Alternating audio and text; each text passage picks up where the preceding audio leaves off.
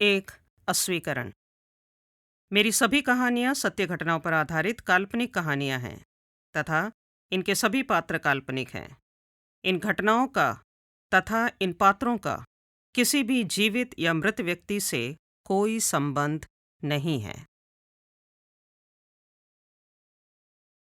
मैं लिज़ी कुमार आज की इस महफ़िल गुफ्तगू में फिर से आपको रूबरू करवाती हूँ एक नए आत्मबोध से। शनिवार की शाम मैं अक्सर अपने सेक्टर की मार्केट में आता हूँ, अपने बिल्लू अमृतसरी सोया चाप वाले भैया के पास सोया चाप खाने। सच बताएं, वीकेंड का मूड सेट हो जाता है। इतनी शानदार वैरायटीज़ ऑफ सोया चाप बनाते हैं ये भैया। इनके पास अफ़गानी है, इनके पास मलाई है, अचारी है, प्लेन है, तंदूरी है, न मालूम कितने वेरिएंट्स। जितने वेरिएंट्स का नाम लीजिए मुंह में पानी नहीं आता जनाब, मुंह में बाढ़ आ जाती है। बस सोया चाप खाने की ख्वाहिश दिल में लिए स्पोर्ट्स शूज़ पहनकर शनिवार को मैं निकलता हूँ वॉक करने के लिए। और वॉक करने के बाद मैं सीधा बिल्लू भैया के यहाँ लैंड करता हूँ। वॉक का तो बहाना होता है, मकसद तो सिर्फ सोया चाप खाने का होता है। बिल्लू भैया के यहाँ मैं आज अचारी सोया चाप को एंजॉय कर रहा हूँ। तभी देखता हूँ सामने से गुप्ता अंकल जा रहे हैं। गुप्ता अंकल थोड़े से हैरान परेशान से नज़र आ रहे हैं, अपने आप में कुछ बड़बड़ा रहे हैं। चलिए, हम तो समीर हैं। बातचीत का मौका बिल्कुल नहीं छोड़ेंगे। आओ दोस्तों, मैं आज आपको अपने गुप्ता अंकल से मिलवाता हूँ। दोस्तों, आज की इस महफ़िल गुफ्तगू में मैं आपका स्वागत करता हूँ। अगर मैं आपको गुप्ता अंकल के बारे में बताऊं तो हमारे गुप्ता अंकल एक सीनियर सिटीज़न हैं और यहाँ के सीनियर सिटीजन्स वेलफेयर क्लब के वाइस प्रेसिडेंट हैं। बहुत ही एक्टिव रहते हैं, समाज के लिए बहुत कुछ कर गुजरने की इनकी ख्वाहिश है। इनके अपने कोई बच्चे नहीं हैं और इन्होंने एक बेटी को अडॉप्ट किया था, गोद लिया था और फिर अभी कुछ मेरे अंदाज़न कोई 5 साल हुए कि उसकी उन्होंने शादी भी कर दी। आंटी को गुजरे हुए कई साल हो गए, तो गुप्ता अंकल अकेले रहते हैं तो अपना मैक्सिमम टाइम जितना उनके पास समय रहता है वो कोशिश करते हैं कि वह उसको समाज सेवा में लगाएं। और हमेशा कहते हैं, बेटा मुझे इस दुनिया ने बहुत कुछ दिया है। तुम्हारी आंटी को देखो, कितनी जल्दी मुझे छोड़कर चली गई। मुझे भी जाना है और हम सबको जाना है। और अपने यहाँ से जाने से पहले या फिर इससे पहले कि आप लोग मेरी विदाई करो बेटा, मुझे इस दुनिया के लिए, इस समाज के लिए कुछ करना है। मैंने फटाफट अपना सोया चाप ख़त्म किया, आधा चबाया, आधा स्वैलो किया और मैं भागता हुआ गुप्ता अंकल के पास पहुँचा। गुप्ता अंकल नमस्ते। ओहो समीर, आराम से, दौड़ के मत आओ, धीरे, आराम से, गिर जाओगे, देखो, आराम से, आराम से। हाँ गुप्ता अंकल नमस्ते। हाँ समीर, नमस्ते बेटा, नमस्ते, कैसे हो? हाँ अंकल, मैं अच्छा हूँ। आप कहाँ से आ रहे हो? बेटा यहीं कम्युनिटी सेंटर से आ रहा हूँ। अच्छा, कम्युनिटी सेंटर। ओहो, आप लोगों की तो मीटिंग होती है ना कम्युनिटी सेंटर में, ये सीनियर सिटीजन्स क्लब की? हाँ हाँ, वहीं से आ रहा हूँ बेटा। क्या चल रहा है आजकल आपके क्लब में? क्या बताएं समीर, सच में लोगों को ना किसी चीज़ के लिए ना कन्विंस करना बड़ा मुश्किल है। लोग ना सुनने और समझने को तैयार नहीं हैं। पता है समीर बेटा, एक अजीब से ओहापोह में रहता हूँ मैं, कोई सुनने को तैयार ही नहीं होता। और पता है, ये जो सीनियर सिटीजन्स का जो हमारा क्लब होता है ना, इसमें एज ग्रुप बहुत बड़ा हो जाता है। जो 60 साल का है वो भी रिटायर होकर क्लब में मौजूद है और जो 80-85 साल का है वह भी क्लब में मौजूद है। ईश्वर करे इन सभी बुढ़ों को जो है लंबी उम्र मिले, लेकिन कम से कम दिमाग से तो काम करें। सच में मैं हैरान रहता हूँ, ये लोग रिटायर होके खामखा में घर बैठे रहते हैं। घर के लोगों को तंग करते हैं, उसके बाद जब क्लब में आते तो यहाँ आकर हम जैसे लोगों को तंग करते हैं। कोई काम नहीं है। क्या हुआ गुप्ता अंकल, बताइए ना। आप तो बहुत ज़्यादा नाराज़ दिख रहे हैं। हाँ हाँ, नाराज़ हूँ ना बेटा। अच्छा देखो, अब जैसे दिवाली मेला आ रहा है, ठीक है। अब दिवाली मेले के लिए पूरा अरेंजमेंट करना है। अब इस अरेंजमेंट में फंड्स लगेंगे, ठीक है, फंड्स भी लगेंगे, हमको मैन पावर भी चाहिए। पूरा प्रोग्राम तैयार होगा, बच्चों के प्रोग्राम्स होंगे, बड़ों के प्रोग्राम्स होंगे, पूरे कार्यक्रम की सारी तैयारी करनी है। मेला लगेगा साथ में, और ये एक दिन का अफेयर नहीं होता, ये हमारे यहाँ 3 दिन चलता है दिवाली मेला। हाँ हाँ अंकल, मैं तो हर साल जाता हूँ। वो जो आप जो बनारसी पान वाले को जो बुलाते हो ना, मैं हर साल उसके हाथ के पान खाने आता हूँ। सच में बहुत बढ़िया बनाता है। अंकल इस बार भी आप उसी को बुलाओगे ना? हाँ ज़मीर, चिंता मत करो, बुलाएंगे बुलाएंगे, उसी को बुलाएंगे। अच्छा हाँ, आप कुछ कह रहे थे अंकल। हाँ ज़मीर, उन लोगों को ना कन्विंस करना बड़ा मुश्किल होता है। बहुत ज़्यादा ईगो क्लैश है इन लोगों के बीच में। 60 साल वाले ने कुछ कह दिया तो 85-90 वाला सुनने को तैयार नहीं। उसे लगता है यार मैं जो कह रहा हूँ मैं ठीक कह रहा हूँ, ये 60 साल वाला क्या जानता है। और सच बताऊँ बेटा, इन लोगों के बीच में ना मैं सैंडविच होके रह गया हूँ। और पोजीशन ऐसी है कि काम मुझे करना है, और ये लोग जो मेंबर्स हैं बाकी बैठ के सिर्फ मुंह चलाते हैं। इनसे काम कुछ नहीं होता, सिर्फ मुंह चलाते हैं। एक काम की जिम्मेदारी दे दो तो अपनी 50 बीमारियां गिनवा देंगे। मेरे घुटने में तकलीफ है, मेरे कंधे में दर्द है, मेरे को बीपी है, मेरे को शुगर है, बस। अब मैं इनको एक वेला आदमी दिखता हूँ जिसके पीछे कोई जिम्मेदारी नहीं है, तो सारे काम मुझ पर डाल देते हैं।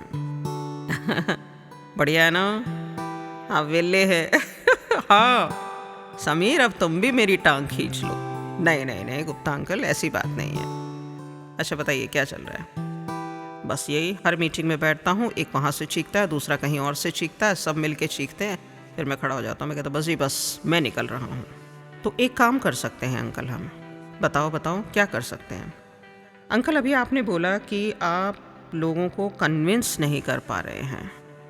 पता है अंकल, ज़्यादा बड़ी बात तो मैं कहूँगा नहीं, लेकिन जितना मैंने सीखा है, समझा है, ज़िंदगी ने जितना मुझे सामने से दर्शाया है, उन चीज़ों से मैं एक बात समझ पाया हूँ कि हम किसी को कन्विंस नहीं कर सकते जब तक सामने वाले शख्स के अंदर से वह बात नहीं आती है, तब तक कोई काम नहीं हो सकता। हमें लगता है कि हम बार बार बोल के एक ही बात को 10 तरीके से 50 बार बोलकर भी हम उसको कन्विंस नहीं कर पा रहे। वो क्यों होगा?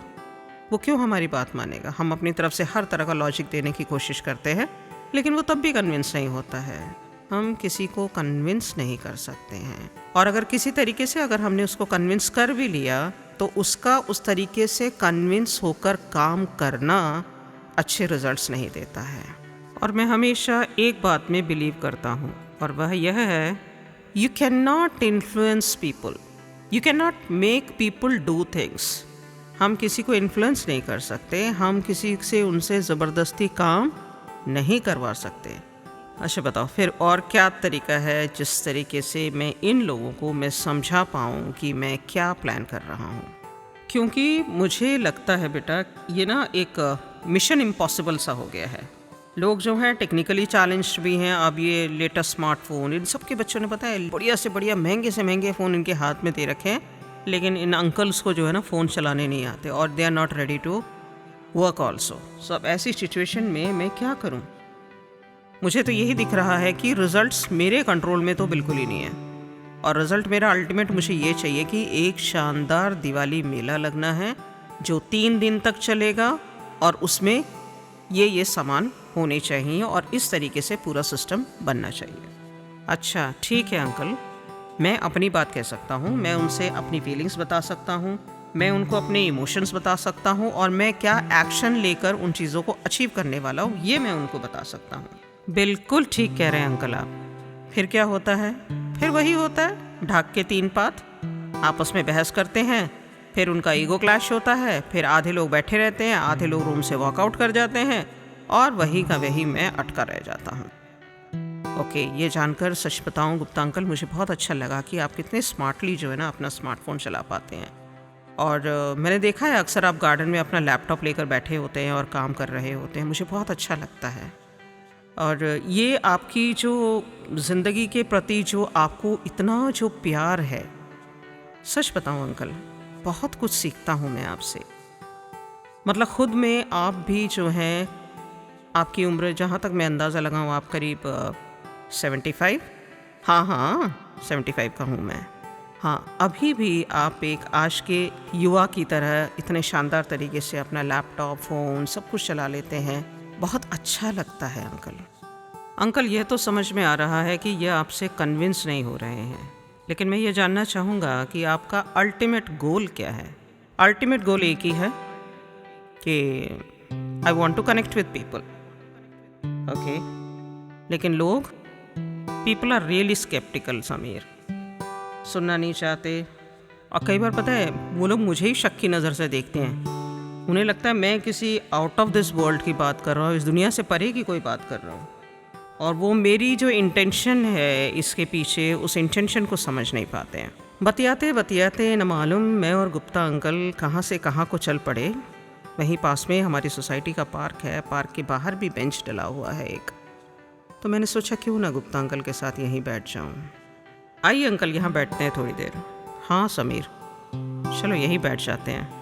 देखो ये बेंच भी ये लोग ढंग से साफ़ नहीं करते, काहे का एसोसिएशन, ये लोग कुछ भी तो नहीं करते। नहीं नहीं कोई बात नहीं अंकल, आज हवा चली थी और ठीक है, कोई दिक्कत नहीं, साफ़ है सब, बैठ जाते हैं। मैं गुप्ता अंकल को देख रहा था। गुप्ता अंकल एक परफेक्शनिस्ट हैं।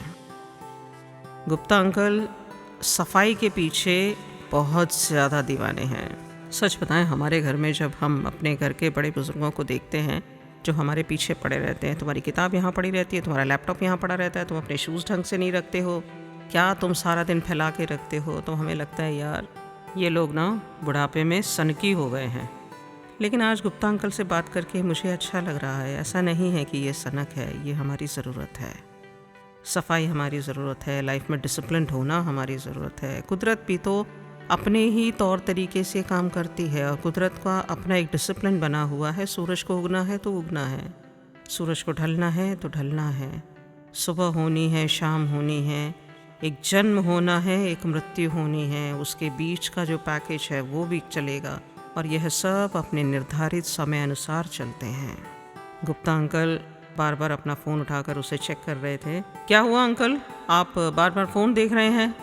हाँ बेटा, अब ये देखो ना, लोग व्हाट्सएप पे शोर मचा रखा है इन लोगों ने, कोई कुछ कह रहा है, कोई कुछ कह रहा है। अभी देखना थोड़ी देर में जब किसी को रिस्पॉन्स नहीं जाएगा ना मेरा, तो ये लोग एक दूसरे से लड़ पड़ेंगे और फिर पूरा सन्नाटा छा जाएगा ग्रुप में।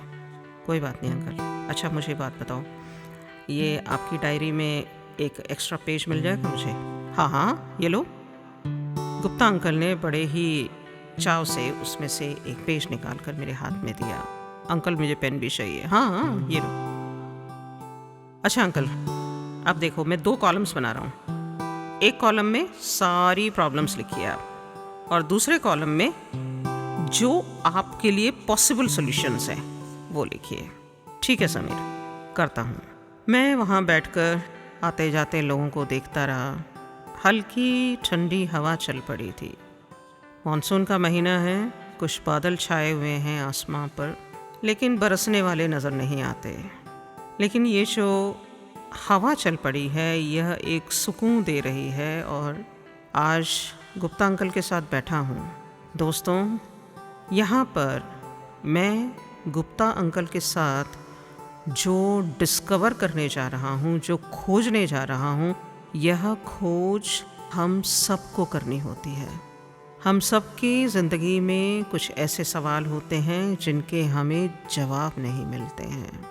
उन सवालों को लिए हम जिए जाते हैं और वह सवाल हमेशा एक क्वेश्चन मार्क की तरह हमारे सामने टंगे रहते हैं। सचमुच वो टंगे ही रहते हैं, क्योंकि वो ख़त्म नहीं होते और वो हमें हॉन्ट करते रहते हैं और हम परेशान। हमें लगता है कि उन सवालों के कोई जवाब है ही नहीं। मित्रों, हर सवाल का जवाब है। सिर्फ एक ही काम करना है कि उस सवाल से खुद को अलग करना है। अलग करके आप एक तरफ सवाल रखिए और एक तरफ खुद हो जाइए और फिर जब आप एक थर्ड पर्सन बनकर जब आप उस सवाल को देखते हैं तब आपको उस सवाल का जवाब मिलता है, क्योंकि वह सवाल फिर आप अपने अंतर मन से करते हैं, खुद से सवाल करते हैं। अंग्रेजी में कहते हैं ना, dive deep within. Yes, उस डाइविंग की ज़रूरत होती है। और जब हम खुद से सवाल करना शुरू कर देते हैं तब हमारे पास खुद से ही जवाब भी आ जाते हैं।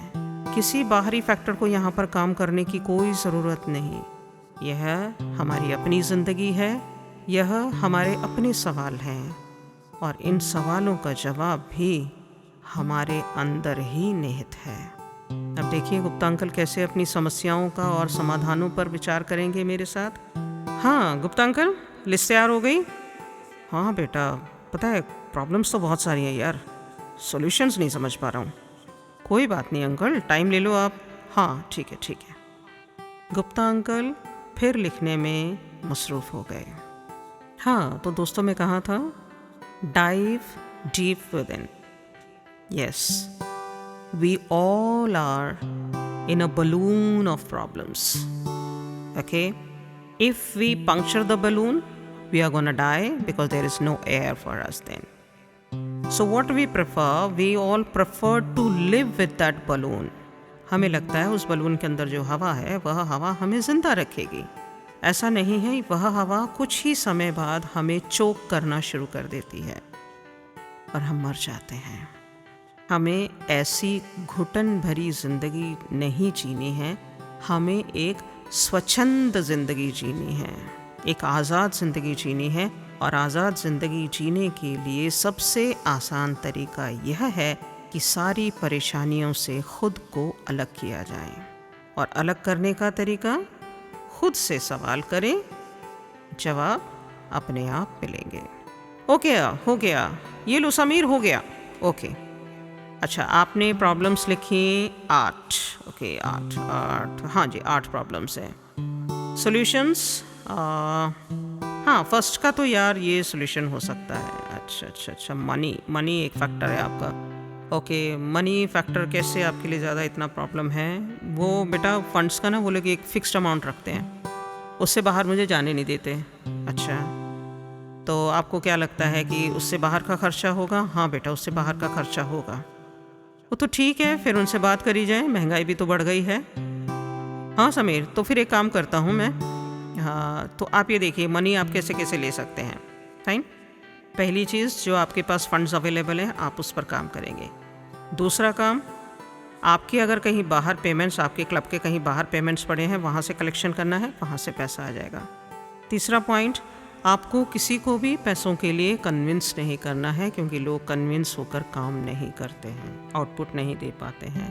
उन्हें आपको प्रॉब्लम्स बतानी है, आपके पास जो ऑल्टरनेट सॉल्यूशन है आपको वो डिस्कस करना है। हाँ Sameer, I think it should come from them. Yes, this is what I am trying to tell you Gupta uncle, let it come from them. उनकी तरफ से आने दीजिए। आप कन्विंस करने चलेंगे तो उन्हें लगेगा कि आपका कहीं ना कोई स्वार्थ है। यही तो समीर, उन्हें लगता है कि मेरा अपना कोई स्वार्थ है। छोड़िए आप, लोग तब तक आपसे कनेक्ट नहीं होते हैं जब तक उन्हें आपकी ज़रूरत नहीं होती है। ये हर रिश्ते में है। और आप तो अपना 100% दिए बैठे हैं इस क्लब को। आप घर में देखिए, भाई बहन का रिश्ता है, पति पत्नी का रिश्ता है, माता पिता और बच्चों का रिश्ता है। कोई किसी के पास तब तक नहीं पहुंचता जब तक किसी को किसी तरह की कोई ज़रूरत नहीं होती। तो क्यों ना आप इस ज़रूरत को उन्हें ही समझने दीजिए। Focus on generating the need. You generate the need, they will definitely come to you. जब उन्हें महसूस होगा कि इन चीज़ों की ज़रूरत है, तब डेफिनेटली वो लोग आगे आएंगे। ओह माय गॉड समीर, बेटा आपने तो ये कमाल कर दिया। It's an amazing concept. Yeah, it should come from them. You know, I was getting a feel that why am I after this? Why aren't they getting it? Yeah, now I have understood. With every problem, there are lot many solutions attached to it. And it is up to me to choose what. And I can choose the best. Yes, I'll choose the best. And I'll make them also choose it by allowing them to come out with the solutions. Fantastic, हो गया ना, बिंदास। देख तो तू आज मिल गया, कितना बढ़िया हो गया समीर। गुप्ता अंकल एक बात कहूँ, I love you Gupta uncle. Love you बेटा समीर। चलिए अब ये लव यू ख़त्म करें, अब फटाफट देखिए अब लिस्ट में सेकंड प्रॉब्लम क्या है। अरे अब कोई चिंता नहीं, सारी प्रॉब्लम्स आज मैं घर में बैठूंगा, इन सब के मल्टीपल सॉल्यूशंस मेरे दिमाग में अब आ रहे हैं। I will prepare the list, और देखना कल की मीटिंग में मैं जादू करने वाला हूँ। Yes, all the best Gupta uncle, आपसे मिलकर बहुत अच्छा लगा, और मैं घर को निकलता हूँ, मुझे घर जाकर खाना बनाना है। आज मेरे बेटे का जन्मदिन है और मैंने उसको प्रॉमिस किया है कि आज मैं उसके लिए उसका मनपसंद खाना बनाऊंगा। Okay Gupta uncle, bye bye, नमस्ते। नमस्ते बेटा, खुश रहो, thank you so much, bye Sameer बेटा। दोस्तों, यहीं तक थी मेरी और गुप्ता अंकल की गुफ्तगू। मैंने कहीं पढ़ा था, you can't convince anyone of anything, you can only give them the right information so that they convince themselves. माने हम कभी भी किसी को भी कन्विंस नहीं कर सकते हैं, जितना हम कन्विंस करते हैं उतना ही हमारा समय बर्बाद होता है।